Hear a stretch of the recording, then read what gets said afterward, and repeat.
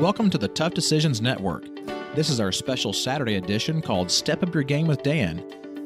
I'm your host, Dan Hanford, and I'll be discussing topics to help you make better decisions to increase your productivity, increase your sales, and improve your overall marketing. Visit toughdecisions.net to sign up for our free weekly entrepreneur email. Before we get started, let's hear from one of our sponsors. Have you ever thought about investing in real estate, but find yourself so busy that you don't have time for it? Do you have FOMO, which is the fear of missing out?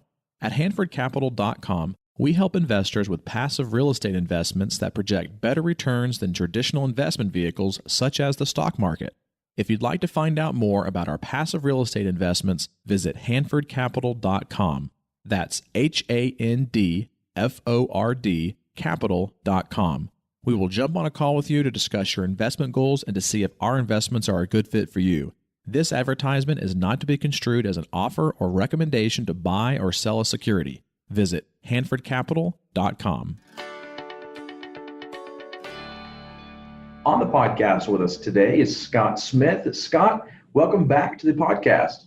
Hey, great to be here, Dan. I'm excited to share with you guys some amazing information about how you can use your IRA, self-direct it, manage it, and control it yourself, and invest it for maximum returns in real estate and a number of different other areas. So thanks for having me, Dan.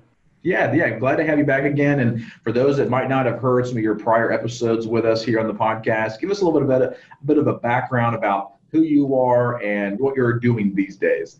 Yeah, so I've been a longtime real estate investor. And, of course, my name is Scott Royal Smith. The company I own and run is called Royal Legal Solutions. We have about 2,000 clients across the country, protecting about $1.3 billion in assets. And what we've done is created really a one-stop shop for everything that's related to real estate investors, from estate planning, asset protection, how to use your retirement accounts, so IRAs, 401ks to maximize your returns. And I do all that while I still do my own active real estate investing myself. So I've been really busy. We just got up to the 40 number for a number of staff members that we have here at Royal Legal Solutions. So it's really exciting stuff.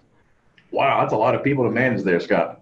Yeah, well, when you're trying to do big things, and really move the dial on what people really need for help, you find, people just flock to you and come to you out of the woodwork. And that's what we had with us. So it's just really led to a tremendous amount of growth and a lot of enjoyment. I really got into this because when I left my job doing litigation, I was doing high stakes litigation, suing insurance companies.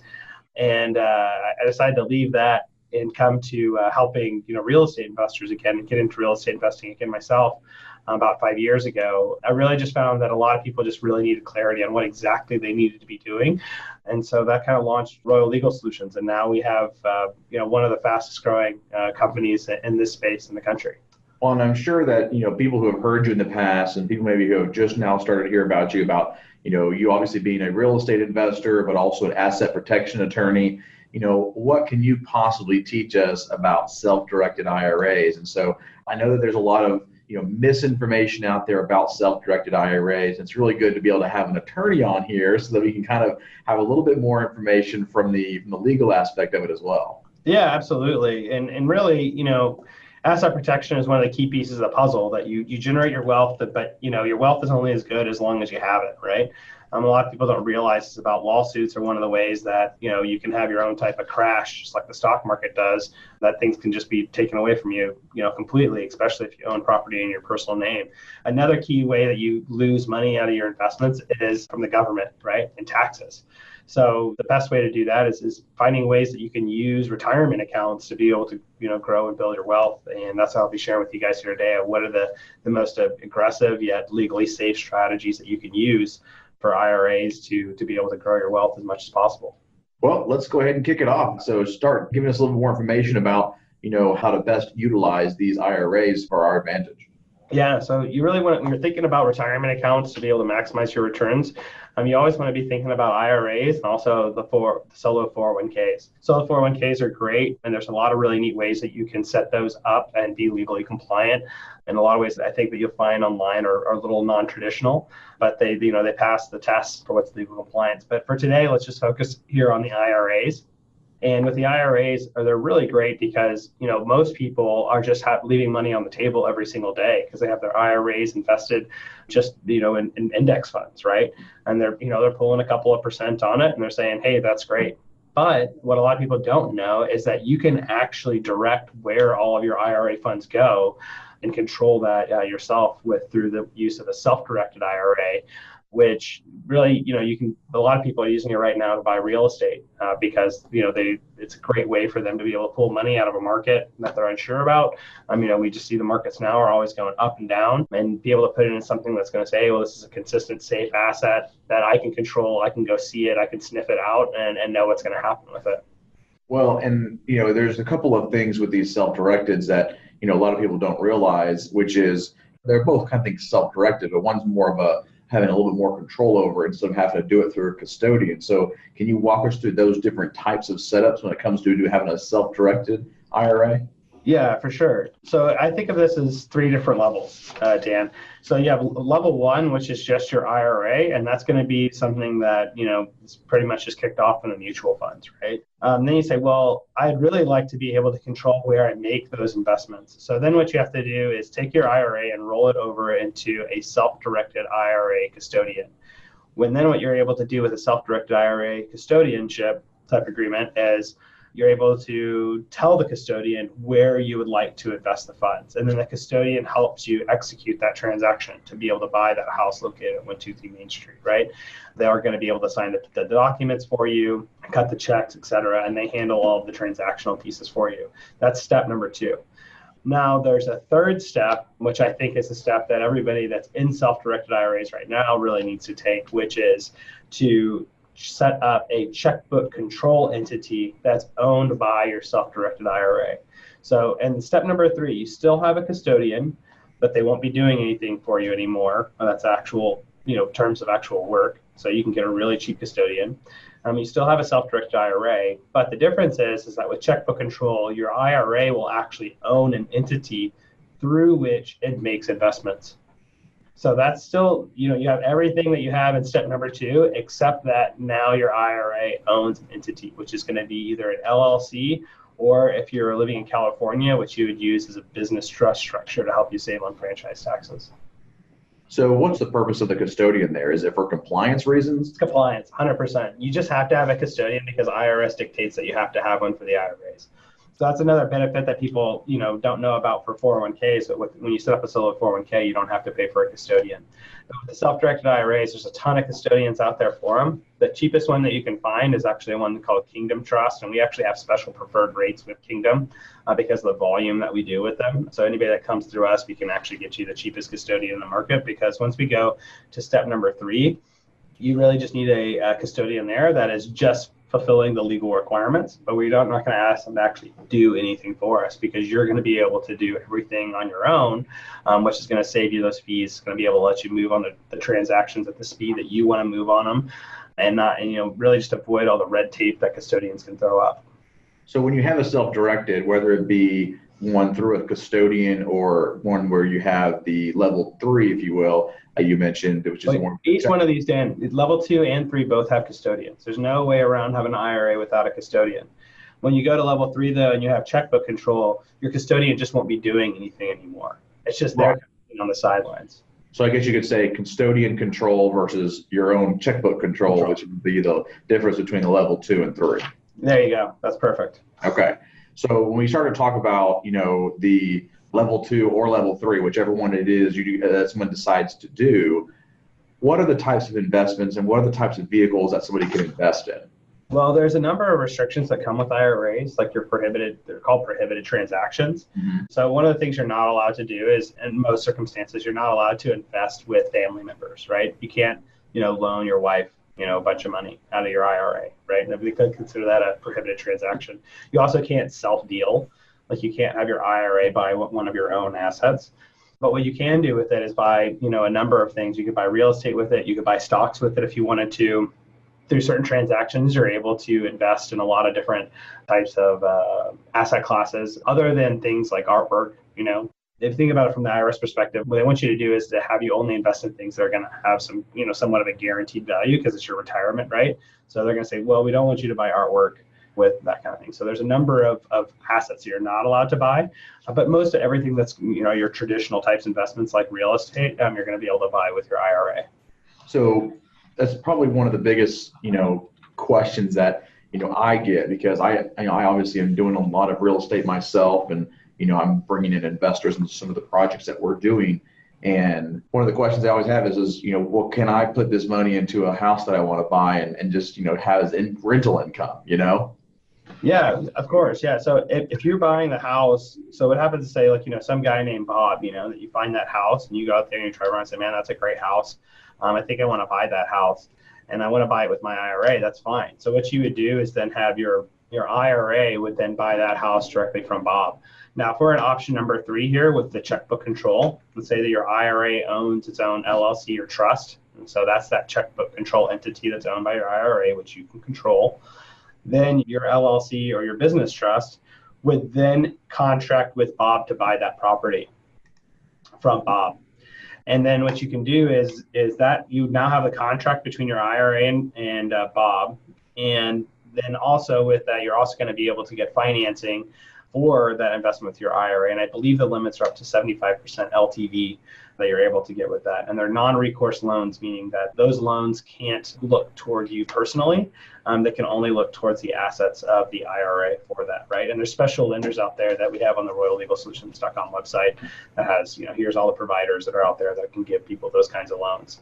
But that's a neat way of doing it, is that you can sign all the contracts on behalf of the LLC as a manager of the LLC or as a trustee of the business trust to be able to enter into those agreements, and you get to do all the financing just as if it were you, right? But it's all just through this entity that's owned by your IRA.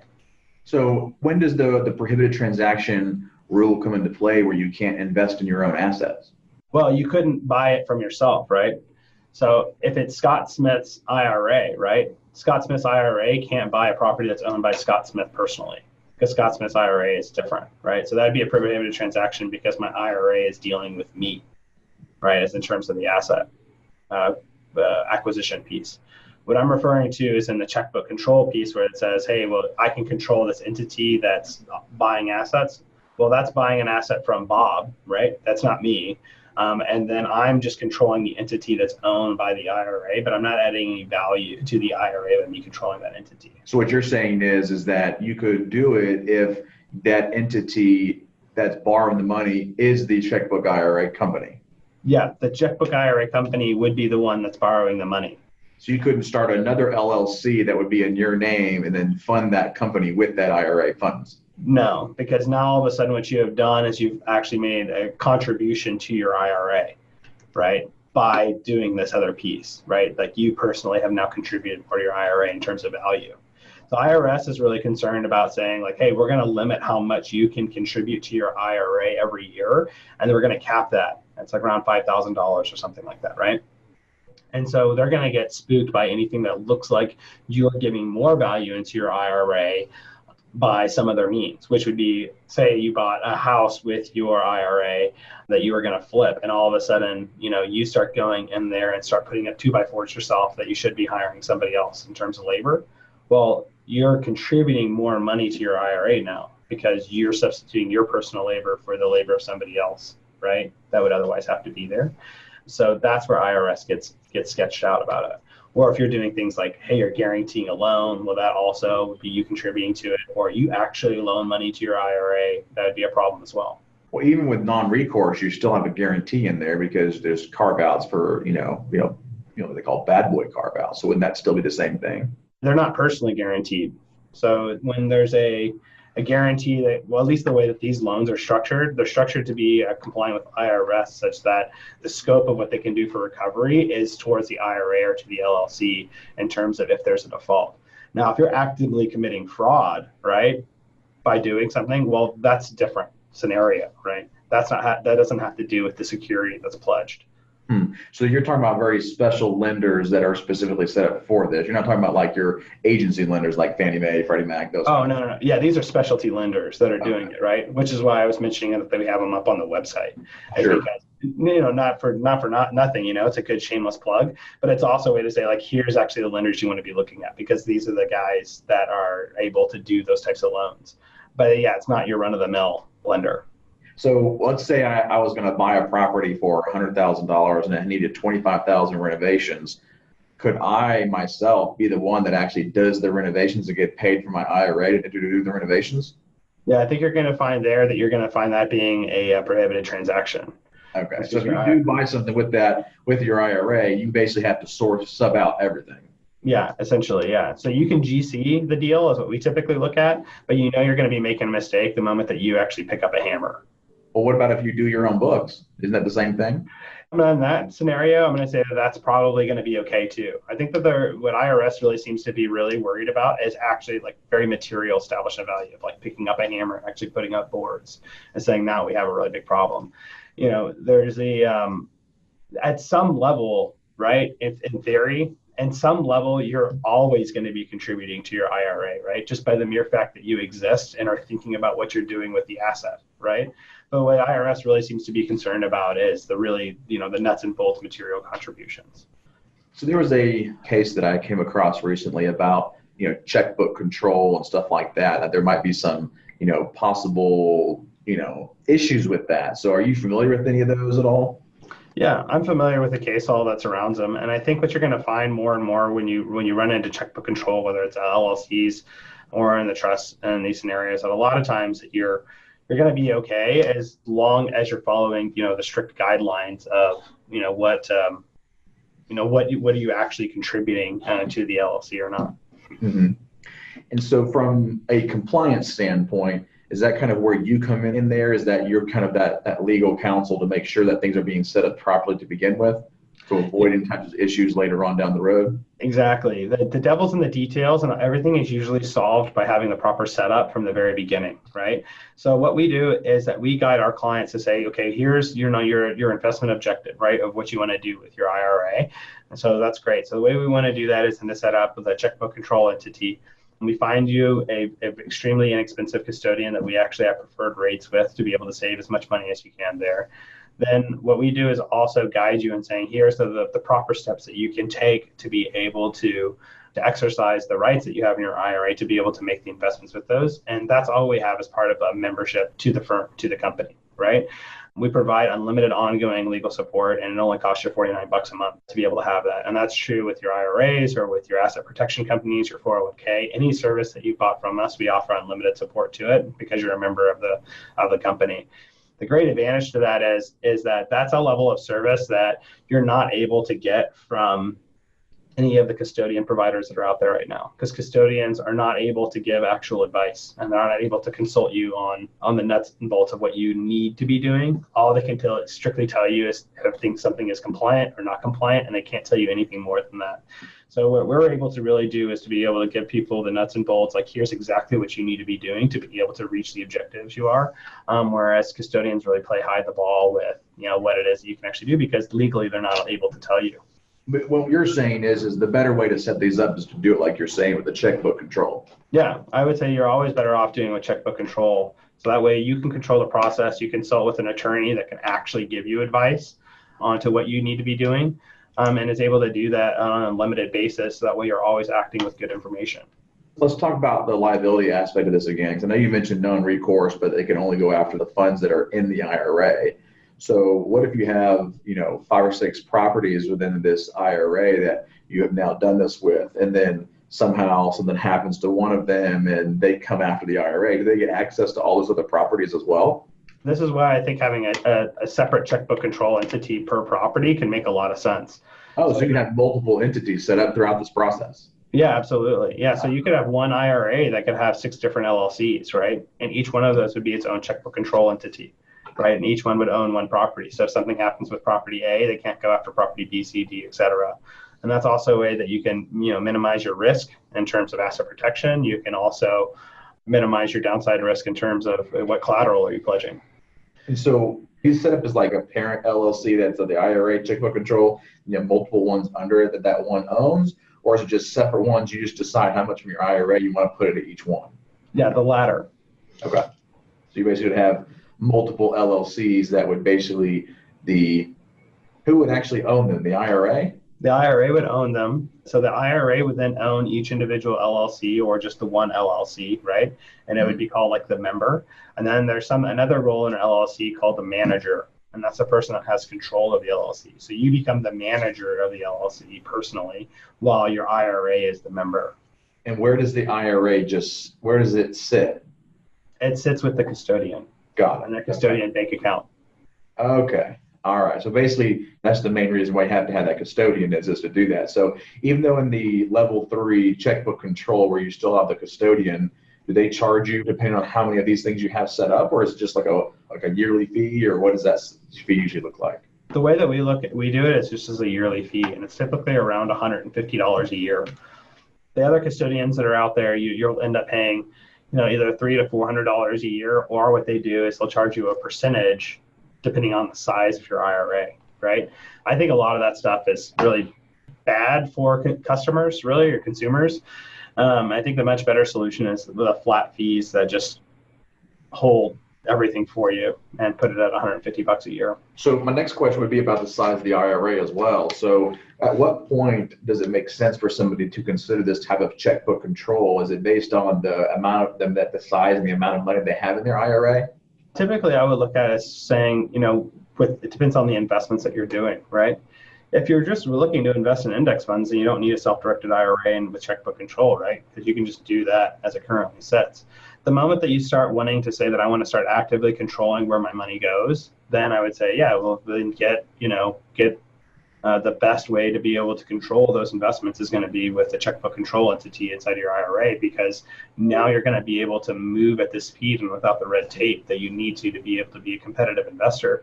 If you're having to wait on third parties, custodians to be able to churn through all the paperwork for every investment you're doing, that can be really expensive because maybe you can't get in and out of a deal at the right time. Timing can be very important. That's one of the biggest issues we've had from our investors and some of the deals that we put together through Hamper Capital is, knowing the time it takes for them to go through that custodial process of processing the paperwork and getting them to send us a form, and we got to fill it out and send it back, and then it's got to get approval, and then they got to takes a while for the wire of the funds. It could be, 2 weeks before you even see anything. Yeah, absolutely. And it can take a lot longer than that. 2 weeks is usually on the side of things if things are running smoothly. But once you go to a checkbook control entity and you have an attorney backing you on it, then you can just move at the moment that you can pull the trigger. You can make the move instantly. Mm-hmm. And how long does it take to get set up? Let's just say today I'm like, hey, Scott, I want you to set me up with a checkbook control IRA. How fast could you do it? I would say that it'd probably take us about 3 weeks. We're getting better on how quickly we can turn those around as we're staffing up, but we've had such massive growth with it that it's pushed us out to about 3 weeks right now. Okay. Ideally, in my ideal scenario, I would say probably in about a month from now or 2 months from now, I'd probably be able to turn those around in about a week. Okay. And that is primarily based on the time involved is because there's a coordination of setting up the entity plus, setting up the custodian and kind of getting them all to work together and stuff. Yeah, there's a coordination piece between rolling over funds from one custodian to the other, which we help coordinate. Then there's a setup of the entity and composing the paperwork. There's some education components that happens with the clients, right? That goes with that. So there's a number of moving parts, but what we do is we in-house everything we possibly can for clients and take care of everything for them and kind of hold their hand through the whole process. So they have to do as little as possible. Our mantra in the company is saying that we want to educate people and have them sign documents, but we want to try to take care of everything else that we possibly can for everybody. So what if somebody's listening right now and they're still working for somebody else and they've been funding their IRA over the last 5-10 years? There's some money in there. Can they use that as a checkbook control yet, or does it have Absolutely. to stay when they leave their employer? Yeah, you can go ahead and move that into your own IRA that's there with your IRA. So my understanding of that is that if your employer will allow you, there's restrictions into that, what they will or won't allow you, but you could take that and move that to a self-directed IRA. So you might still keep that IRA or that account set up over there, but you can roll or move that money from one IRA to another checkbook control IRA, if you will. Right. I think you're right. I think it just depends on the vetting process and how long they've been working for the employer and if there's any restrictions. And so the biggest thing would be to do is to check with the HR person to see what the process is and start to move in that direction. Yeah, and what we found for most of the time is that we haven't really run into any problems with anybody being too restrictive on it. That all happens as part of the rollover process, right? Where there's documentation submitted to have the funds roll over from one account to another. And we haven't run into it before, or we should say that it's very extremely rare that we ever run into it where it's restricted, that people aren't able to move their funds. Okay, yeah. Well, good. Well, Scott, this has been a very eye-opening session and answered a lot of my questions that I've had about the self-directed IRAs. and how to go from being just a custodian controlled one to the checkbook controlled one. And I think a lot of people are just not understanding exactly, what these are and how to set them up. So are you able to set these up in any state in the union? Yeah, any state. Anybody from anywhere you live, no matter what you're doing, we're able to help you. So you just have to reach out to us, and we set you up with a consult and then walk through your scenario and then make a game plan with you on what do we need to do to be able to reach, whatever your objectives are. That is awesome. Well, Scott, thank you so much for being with us. Any parting words, parting thoughts, and ways that the listeners can reach out to you? Yeah, guys. So I would say that the best ways to reach out to us is through the website, royallegalsolutions.com, or you can call us at 512-757-3994. You can email me directly at Scott, SCOTT, at royallegalsolutions.com. We're able to help everybody, no matter where you live, what you're doing. If you're in real estate or you're looking to invest and look to save money on taxes, feel free to give us a call, and that we can set you up with a consult. That consult, we always charge $150 for our consults, because during that consult, what we do is we map out for you a step-by-step game plan of what it is you need to go from where you are now to where it is you're trying to get to. And you can take that plan and actually take it to anybody to do all of the work for you behind it. We have a very streamlined process for actually how to do all of that work, but we do charge for all of our consults for that purpose, because, we're not just sitting down for a sales call. We're actually giving you advice, and a game plan with that. All of our consults are credited towards to the purchase of whatever you decide to move forward with this. So if you do move forward, it's actually zero risk that comes in with that. So give us a call, guys, at the 512-757-3994, or just visit us at royallegalsolutions.com and sign up for a consultation today. Well, thanks again, Scott. Really appreciate it. Looking forward to having you on a future episode as well. Thanks, Dan. Appreciate it. Thank you for listening to the Tough Decisions Network. Be sure to visit toughdecisions.net to gain access to show notes for this episode and to join our free weekly entrepreneur email, where we will send you news about the latest technology for your business, inspiring quotes, and the latest books for entrepreneurs. That's toughdecisions.net.